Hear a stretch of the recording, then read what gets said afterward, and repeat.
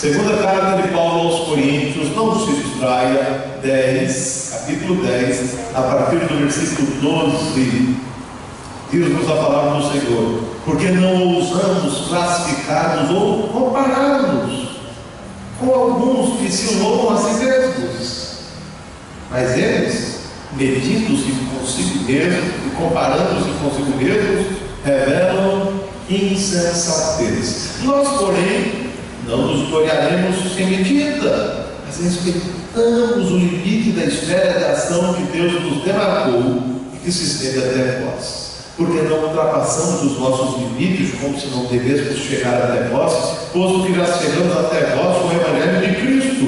Não nos gloriamos fora da medida, nos trabalhos alheios, e temos esperança de que, crescendo a vossa fé, seremos sobremaneira engrandecidos entre vós, dentro da nossa esfera de ação, a fim de anunciar o Evangelho para além das fronteiras, sem com isso nos gloriarmos de coisas já realizadas em campo alheio. Aquele, porém, que se gloria, glorie-se no Senhor, porque não é aprovado quem a si mesmo se louva, e sim aquele a quem o Senhor louva. Você pode sentar, por favor. Lendo esse parágrafo, encontramos o apóstolo Paulo tratando de um assunto um pouco diferente daquilo que ele veio tratando até então. Os falsos mestres que se infiltraram na igreja, como você sabe, estavam difamando o apóstolo Paulo. E esses falsos mestres que se infiltraram difamando o apóstolo Paulo tinham algumas ambições pessoais. Eles viviam mais para si do que para os outros. Queriam ser líderes também da igreja, mas viviam mais para si do que para os outros. E viviam mais para si do que para a glória de Deus. No texto que temos em mãos, o apóstolo Paulo assume uma atitude ofensiva. Carson diz que ele satiriza os adversários ao fazer algumas declarações que nos permitem perceber o que os falsos mestres que se infiltraram na igreja de Corinto estavam fazendo, que era digno da reprimenda paulina. Nas afirmações feitas pelo apóstolo Paulo nesse texto, encontramos ele, inclusive, não apenas se defendendo, mas denunciando o erro dos falsos apóstolos.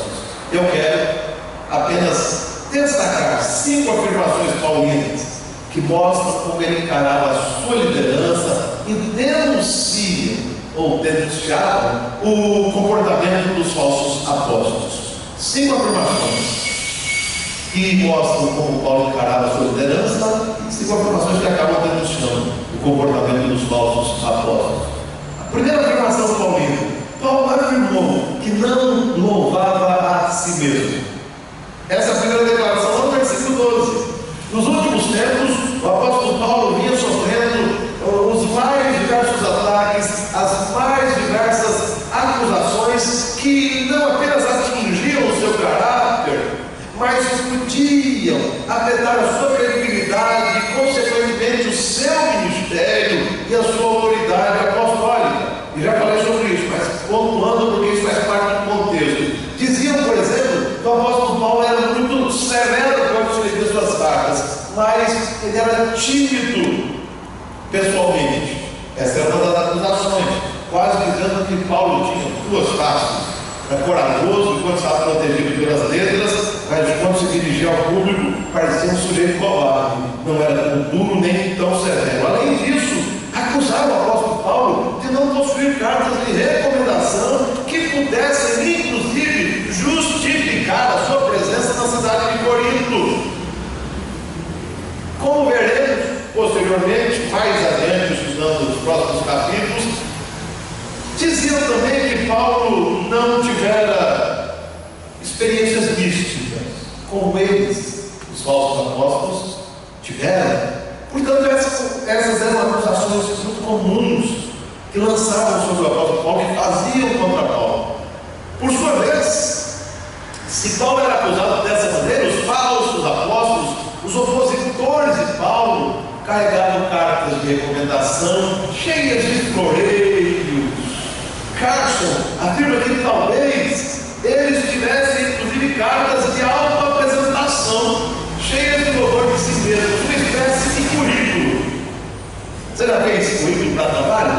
procurar emprego. Então eles chegavam lá numa carta como se fosse um currículo dizendo: fizemos isso, fizemos aquilo, tivemos experiência nisso, assim, conhecemos isso, conhecemos o líder do e tal, e assim por diante, tentando se apresentar e louvando-se a si mesmos.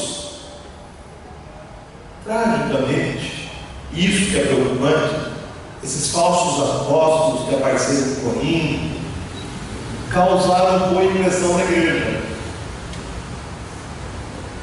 causaram uma boa impressão nos membros da comunidade de Corinto. Eles foram acolhidos pelos membros daquela igreja, que deram crédito ao seu discurso, inclusive quando esse discurso vinha em detrimento ao apóstolo Paulo. Diante desse cenário, o apóstolo Paulo deixa claro que ele diz no versículo 12, não ousava classificar-se ou comparar-se aos falsos apóstolos que se louvavam. Ou seja, ele não compactuava com aquele tipo de comportamento, muito pelo contrário. Paulo deixa claro que o comportamento daqueles falsos líderes estava marcado pela insensatez, pela falta de entendimento. Ele vai dizer no versículo 12, essa coisa de ficar se comparando, de ficar se louvando, é apenas sinal de insensatez. Paulo faz questão de dizer que o comportamento daqueles falsos líderes era falta de entendimento, falta de sabedoria do alto. Eles se comparavam aos outros apenas tentando se promover. Esse é o objetivo de Paulo, afirma que não louvava a si mesmo. Essa é a afirmação de Paulo. Eu não estou aqui para me promover. É o que Paulo está dizendo. Eu não fui para Corinto para me promover, para promover o meu nome. Essa é a primeira afirmação de Paulo. Paulo faz uma segunda declaração, aqui uma segunda afirmação. Ele deixa claro que estava no lugar que Deus desejava que ele estivesse. Versículos 13 e 14. O apóstolo não apenas evitou se comparar a outros líderes. O apóstolo Paulo não apenas evitou louvar-se a si mesmo, mas ele também faz questão de esclarecer que, diferente da acusação dos falsos apóstolos, que diziam que ele não possuía cartas de recomendação, Paulo deixa claro que ele tinha algo mais precioso do que uma carta de recomendação dada por homens. Ele vai deixar claro nos versículos 13 e 14 que ele tinha convicção de que Deus o levantara para o pastoreio. Esse é o sentido do texto. Ele tem convicção de que Deus o chamara para o apostolado. Ele tem convicção de que Deus determinara os limites da sua vida e, portanto, Deus o enviara a Corinto. Ele não chegara a Corinto por ser apenas um sujeito ousado, cara de pau, atrevido. Não, ele estava em Corinto porque essa era a vontade de Deus. Não é à toa que Lucas, quando registra a experiência de Paulo com o macedônio, que aparece em visão e diz: passa a Macedônia e ajuda-nos, você percebe que o apóstolo Paulo tinha intenção de ir num canto e acabou indo para Filipos. E na vida do apóstolo Paulo isso aconteceu sistematicamente. Ele demonstra claramente que de repente queria estar em determinado lugar e o Senhor o leva para outro lugar. E ele agora está dizendo dos coríntios e para os falsos mestres que eles estavam no lugar que Deus desejava que ele estivesse. Ou seja, ele não ultrapassou os limites de Deus. Ele tinha a convicção de que Deus o enviara para Corinto, Deus o colocara em Corinto. Ele não usurpava o lugar de ninguém, ele não estava no lugar equivocado, ele não estava ali por conta própria, mas estava ali porque Deus o colocara ali, diferente dos falsos apóstolos e mestres que apareceram por conta própria. Paulo já tem, Deus me colocou aqui, ele estabeleceu o limite da minha vida e o lugar onde eu devo estar. Eu estou aqui por causa disso. E aí Paulo no versículo 14 deixa claro que Deus nos dá para pregar o Evangelho de Jesus. Note, da perspectiva de Paulo, ele não está ali para se comover, mas ele quer anunciar as boas novas de que Cristo Jesus é Senhor e Salvador. Na perspectiva paulina, ele estava na hora certa, no lugar certo, porque Deus o enviara para a cidade de Corinto. Deus o colocara naquele lugar. Deus, que controla todas as coisas, conduzir a sua vida de maneira insuspeitável. Ele estava ali por causa da graça de Deus e da vontade do Senhor. Terceira afirmação de Paulo. Paulo deixa claro que vivia, terceiro lugar, para o crescimento dos irmãos.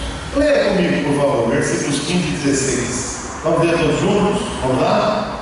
Não nos gloriando fora da medida nos trabalhos alheios, e tendo esperança de que, crescendo a vossa fé, seremos sobremaneira engrandecidos entre vós, dentro da nossa esfera de ação, a fim de anunciar o Evangelho para além das nossas fronteiras, sem com isso nos gloriarmos de coisas já realizadas em campo alheio. Terceiro, Paulo vivia para o crescimento dos irmãos. Enquanto os falsos apóstolos, os falsos mestres, estavam preocupados com a sua performance, estavam procurando fama, enquanto eles apresentavam o seu currículo cheio de floreios para impressionar as pessoas, enquanto eles estavam interessados apenas na autopromoção, o apóstolo Paulo esclarece no versículo 15 que a sua preocupação era outra. Ele estava interessado no bem dos irmãos. Ele esperava, é o que ele disse, ver o crescimento dos irmãos na fé. Esse era o objetivo de Paulo, esse era o desejo de Paulo, esse era o anseio de Paulo. Na verdade, esse é o anseio de qualquer pastor que leva a sério o seu ministério, ver as pessoas crescendo. Queridos, não tem coisa mais aflitiva e decepcionante do que de repente você conversar com algumas pessoas e perceber que as pessoas não amadureceram nada, não cresceram coisíssima nenhuma, não conhecem a essência do Evangelho, não conhecem a graça de Deus como deveriam conhecer, não têm intimidade com a palavra de Deus. Vocês não fazem ideia, também é angustiante perceber que a grande maioria da igreja não lê a Bíblia. A grande maioria não lê a Bíblia. E quando eu digo ler a Bíblia aqui, é ler a Bíblia sistematicamente em casa. Porque todo mundo lê a Bíblia, né? Ninguém aqui é analfabeto e nós acabamos de ler a Bíblia, então você vai poder dizer o seguinte: eu não leio a Bíblia, li hoje à noite. Li logo 3 textos, porque o pastor leu lá 2 Coríntios 10, leu também o que mais nesse ano, Mateus 25 e o que mais? Romanos 11, 33 a 36. O pastor não leu. Eu também li. Eu leio a Bíblia assim. Eu leio foi todo domingo. Não é isso que eu estou dizendo. A maioria de nós não lê a Bíblia a ponto de ter intimidade com a palavra de Deus, ter intimidade com o Evangelho de Jesus, lendo sistematicamente com um nível de inteligência. Eu vivo insistindo com alguns irmãozinhos para lerem, por exemplo, o Evangelho de Marcos, e ponta a ponta, com um caderninho, anotando, tentando memorizar, tentando refletir sobre essas verdades. Por que o Evangelho de Marcos? Porque o Evangelho simples, é curto, dá para você ler, digerir, mastigar, ler uma vez, 2 vezes, 3 vezes, aprender a essência do Evangelho. Aí a gente começa a perguntar umas coisas elementares da Bíblia, meus irmãos, eu me com cada susto, vocês não fazem ideia. Olha, eu ouço algumas coisas, às vezes fico até riado, como diz Nordestino, né? Até riado mesmo, o livro esquenta. Eu disse um dia desse, conversando com alguém, anos na igreja, depois de ouvir as doutrinas da graça tantas vezes, afirmando que uma colega que morreu, que era boníssima, vai para o céu por causa da sua bondade. Uma verdade desse, porque alguém senta tanto tempo nos bancos aqui, nós trabalhamos o ano passado com 5 pontos caldinhos falando tanta coisa, nós vivemos falando sobre a graça de Deus, graças a Deus. Toda vez que o presbítero Mário vem dar aula, ele pontua isso, fala sobre a graça de Deus. Vocês vão perceber, normalmente ele pontua, bate na mesma tecla, ele bate na mesma tecla, mas é impressionante que ele está achando que a gente é salvo por mérito. Isso é assustador. Isso é assustador. A nossa preocupação como pastor é ver os irmãos crescendo. Essa era a preocupação Paulo. A preocupação dos falsos mestres era apenas ter fama, o performance, o conhecimento, a popularidade. Paulo queria ter um crescimento na fé na vida dos irmãos. Esse é o anseio da gente. Eu queria ver os irmãos muito mais piedosos, muito mais crentes, evangelizando mais, testemunhando mais, e parece que ele está cada vez mais acomodado, cada vez mais descansado.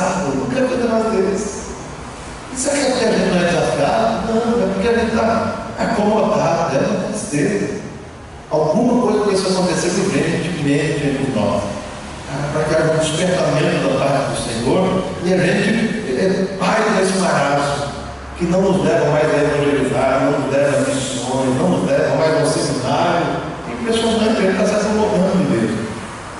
Paulo esperava ver os irmãos de Corinto crescer. Esse é o anseio da gente, que os irmãos cresçam, amadureçam.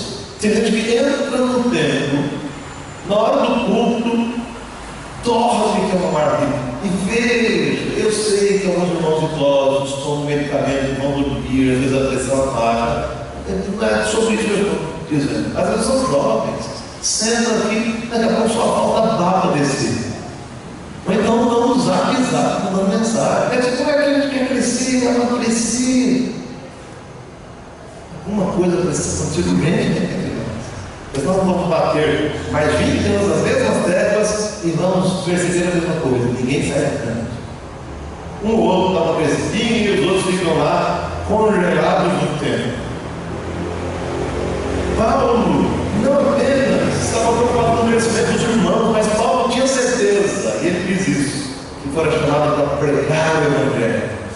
A convicção vocacional de Paulo era tão grande que fez toda a diferença no seu ministério. E isso explica porque mesmo no meio das lutas, mesmo no meio das decepções, olha que os coríntios decepcionaram, dando ouvidos aos falsos apóstolos, ainda assim Paulo não desanimou. Paulo não deu um chute no pau da barraca e desistiu da sua vocação. Não. Ele sabia que fora chamado para pregar o Evangelho, fora chamado para promover o crescimento espiritual dos irmãos. Portanto, ele não desiste do meio do caminho. Tem convicção de que Deus o chamara para promover o crescimento, o amadurecimento dos irmãos. Quarta informação dada por Paulo aos Coríntios, versículo 17. Vamos ver a nossa palavra, vamos lá? Aquele, porém, vamos ver de novo? Aquele, porém, ok? Paulo informa aos coríntios que ele se gloriava em quem? No Senhor. Como você já notou, os falsos mestres, os falsos apóstolos, aqueles que se levantaram contra Paulo, se infiltrando na igreja de Corinto, tinham uma única preocupação: autopromoção. No entanto, o apóstolo Paulo diz que com ele as coisas eram bem diferentes. Ele se gloriava em quem? No Senhor. Mas o que isso significa? A gente fala mas não significa se gloriar no Senhor. Paulo está querendo dizer que reconhecia que tudo na sua vida era fruto da graça de Deus. Tudo no seu ministério tinha a ver com o Senhor. Portanto, se ele tivesse algum motivo para se exaltar, ele devia se escalar. Porque, na verdade, ele olhando para a sua vida, ele entendia uma coisa: tudo vem do Senhor. Portanto, tudo tem que ser do Senhor. A Ele, pois, demos Romanos 12, a glória eternamente. Amém. Quando Paulo está dizendo que se gloriava em Cristo, ele está dizendo, na verdade, o seguinte: que ele vivia para glorificar o nome do Senhor. A sua exaltação estava em Cristo Jesus, porque ele sabia que o Senhor o chamara, o Senhor o capacitara e o Senhor o sustentara nos momentos mais diversos do seu ministério. Em última instância, o apóstolo Paulo sabia que Deus estava por trás de tudo aquilo que ele era e o que ele fazia. Portanto, Paulo se comprometeu a viver para a glória do Senhor, não para se promover. Paulo se alegrava não com a sua performance, mas ele se alegrava com o ardir do Senhor sobre as vidas. Ele conseguia perceber a boa mão de Deus, quebrando corações, transformando vidas, convertendo pessoas. Por causa da maneira como Paulo via as coisas, a escrever aos Romanos, ele disse o que eu acabei de afirmar: porque dele e por meio dele e para ele são todas as coisas. Glória, pois, a ele eternamente. Amém. Dele, para ele, por meio dele e a glória dele. Esta é a verdade que Paulo está expressando aqui. Ele se gloriava no Senhor. Portanto, ele não olhava para a sua performance e dizia: eu sou Paulo, o bonzão. Paulo é chamado de o grande bandeirante da fé, mas é chamado por nós, porque ele não se referia a si mesmo dessa maneira, porque no final das contas ele sabia que tudo era por causa do Senhor, por meio do Senhor e do Senhor. A glória deve ser dada ao Senhor. Paulo vivia assim. E isso é diferente do que acontecia com os falsos mestres. Eles viviam assim: para mim, por minha causa e para minha glória. Era assim que eles viviam. Paulo vivia, sabendo que era por causa do Senhor, por meio do Senhor e para o Senhor. São todas as coisas. A glória, portanto, seja dada ao Senhor. Quinta e última informação dada por Paulo aos Coríntios naquele momento, quando havia tanta louvação do pessoal. Versículo 18. Vamos ler todos juntos? Porque não é aprovado quem a si mesmo se louva, e sim aquele a quem o Senhor louva. Ok, Paulo sabia, em quinto lugar, que o louvor que vale a pena é aquele que vem do Senhor. O louvor que vale a pena é aquele que vem do Senhor. Muitos líderes religiosos têm um único objetivo: eles querem ser reconhecidos, querem ser elogiados pelo seu desempenho. Todos os sinais mostram que esta era a única preocupação dos falsos mestres que difamaram Paulo. Eles queriam ser reconhecidos, queriam ser aplaudidos por causa da sua performance, por causa do seu currículo. No entanto, o apóstolo Paulo diz algo fantástico neste parágrafo.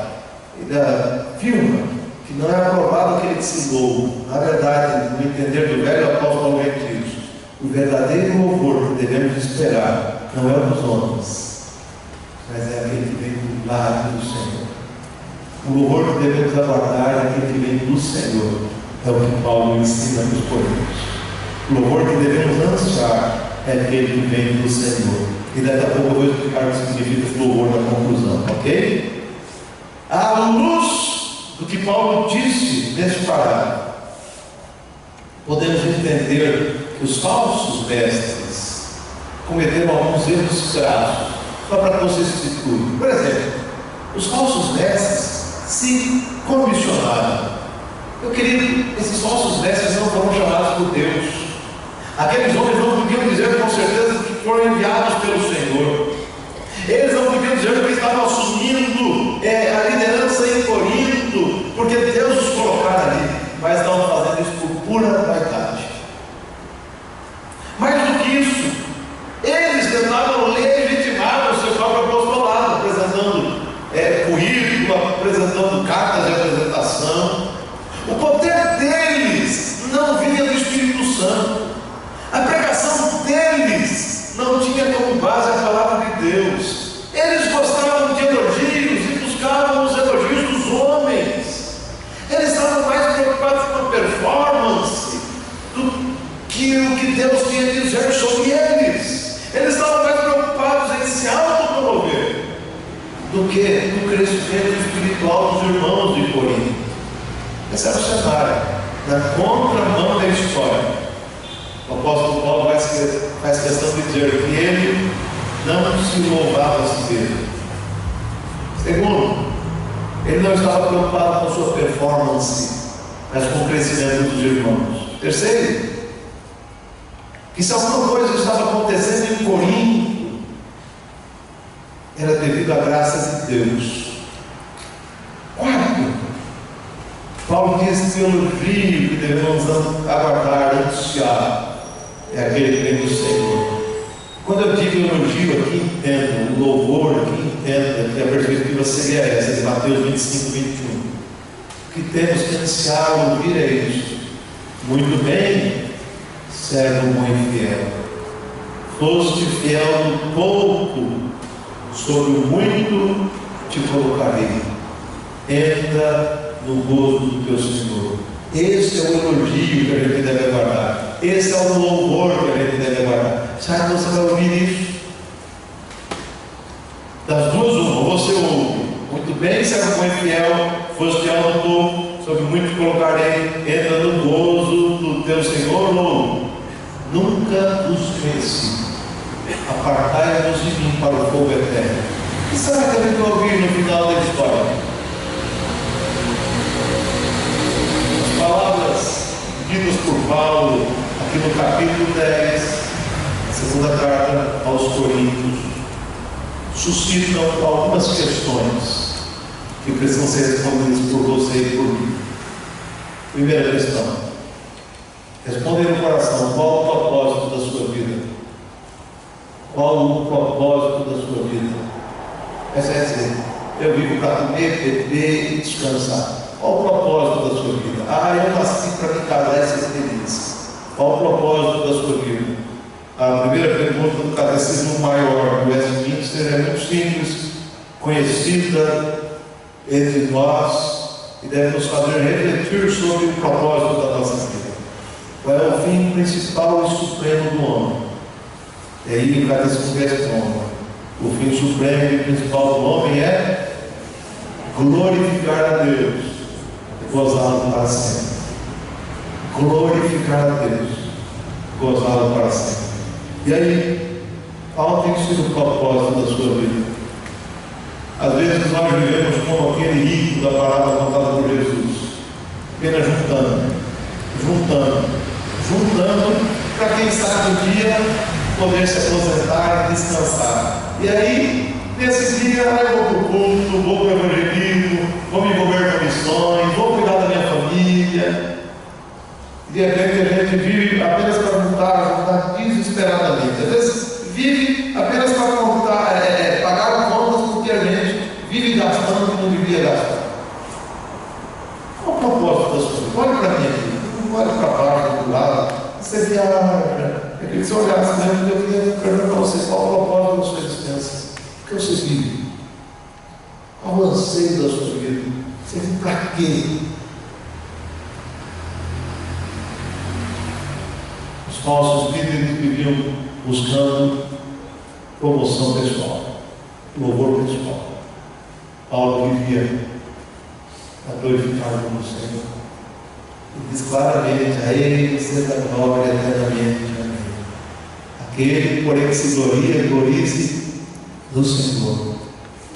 Qual o propósito da sua vida? Segunda pergunta, segunda questão: qual o propósito do seu ministério na Igreja de Jesus?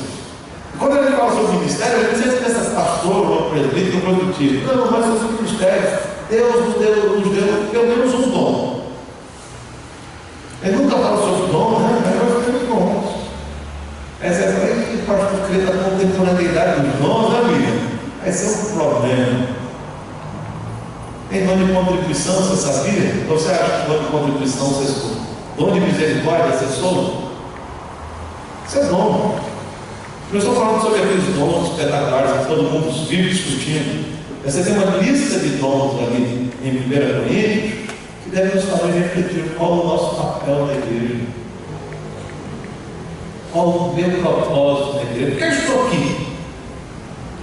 Seu compromisso é com o Evangelho de Jesus, com o crescimento espiritual dos outros, ou você está tentando se promover por meio do ministério? É muito engraçado, mas isso é verdade. Tem gente que quer ser diácono, sabe por quê? Porque dá status. Sou diácono. Já falei sobre isso. Normalmente, quando a gente pensa em termos de igreja, entre diáconos e presbíteros, quem é mais elevado aqui nessa situação? Quem é mais elevado?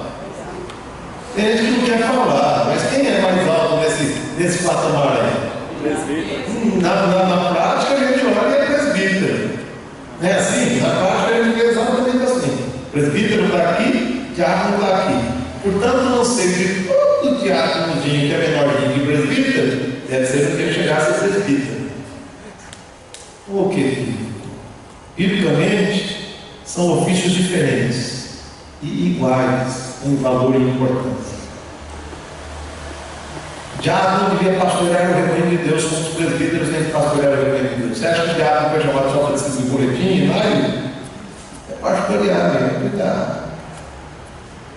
Então, que vão prestar contas a Deus do seu ofício. coisa que não é status, não, é serviço. É bacia e toalha. A gente está equivocado. A gente está tentando ter status, quando na verdade nós somos chamados para servir, para sermos servos. Esse é o grande equívoco. Qual o propósito do seu ministério da Igreja de Jesus? Estou cansado de ver por aí presbíteros e pastores arrotando como se fossem os teólogos, os conhecedores de tudo. Que tolice! No reino de Deus, nós somos apenas servos e nada mais. Se você não for servo do reino de Deus, você está no reino errado. Porque no reino de Deus, nós temos que ser servos. Não dá para você imaginar que você é melhor que os outros. E não é. Você foi chamado para servir na Igreja de Jesus. Qual o propósito do seu ministério da igreja? Espero que você chegue à conclusão. Estou aqui para servir, para a glória de Deus. Terceira e última pergunta. Os falsos apóstolos denunciados por Paulo buscavam o elogio dos homens. E Paulo deixa claro que o elogio que vale a pena é aquele que vem da boca, dos lábios do Senhor. Então responda. O que o Senhor tem a dizer sobre você? E aí? O que Deus tem a dizer sobre você? O que Deus tem a dizer sobre vocês? Sobre você? Sobre você? Sobre você, mozinho? O que Deus tem a dizer sobre nós? O que Deus tem a dizer sobre a sua vida? Sobre a sua vida? A gente senta aqui e acha que isso talvez não tenha nada a ver comigo e com vocês, tem tudo a ver conosco. O elogio que precisamos ansiar ouvir é: muito bom, servo, bom e fiel. Pois fiel é pouco, por muito te colocarei. É isso que ansiamos, é isso que vamos ouvir, é isso que você vai ouvir, Esmeralda. E aí? É isso que você vai ouvir, Manusa, Jefferson, que você ouvirá. Buscamos às vezes tapinha nas costas, sorrisinho amarelo, elogio dos irmãos. Gostei da sua aula, Maria. Que professora maravilhosa. Às vezes a gente não sei esse tipo de coisa. Não sei qual vai ser o elogio dos lábios do Senhor. E o que você ouvirá dos lábios do Senhor? Venha o povo do teu Senhor, apartai-vos, eu não vos conheço. Isso é o que você ouvirá. Cubra a cabeça, nós vamos orar, e eu queria que você meditasse aí, seriamente, sobre essas três questões. Feche os olhos. Eu vou perguntar de novo, eu queria que você perguntasse para si mesmo: qual o propósito da minha vida? Pergunte aí: qual o propósito da minha vida? Segunda pergunta: qual o propósito do meu ministério da Igreja de Jesus? Terceira pergunta: o que o Senhor tem a dizer sobre mim? O que Ele tem a dizer sobre mim? Pense sobre isso.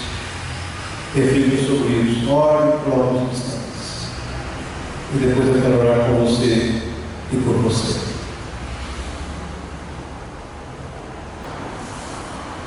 Que possamos responder sobre o propósito da nossa vida. Quais são os nossos anseios? O que estamos buscando no final das contas? Que consigamos descobrir qual o propósito do nosso ministério, como líderes da igreja, como gente que exerce algum papel no meio da igreja. E finalmente, Pai, que nós consigamos responder sobre o que dirá o nosso respeito. Buscamos elogios de tantas pessoas, o louvor de tantas pessoas, mas eu quero pedir, meu Pai, quebrando-nos a ponto de percebermos que o louvor que vale a pena é aquele que brota dos teus lábios. Senhor, tem misericórdia de todos nós e transforma o nosso coração. Tem misericórdia da primeira reunião dessa turma. Tem misericórdia daqueles que estão ausentes, alguns por motivos justíssimos. Estende a tua mão sobre os teus servos. E a graça do Senhor Jesus, o amor de Deus, o Pai eterno, comunhão, consolação e poder do Espírito Santo sejam sobre a sua vida, hoje e sempre. Amém. Amém. Deus abençoe, meu querido.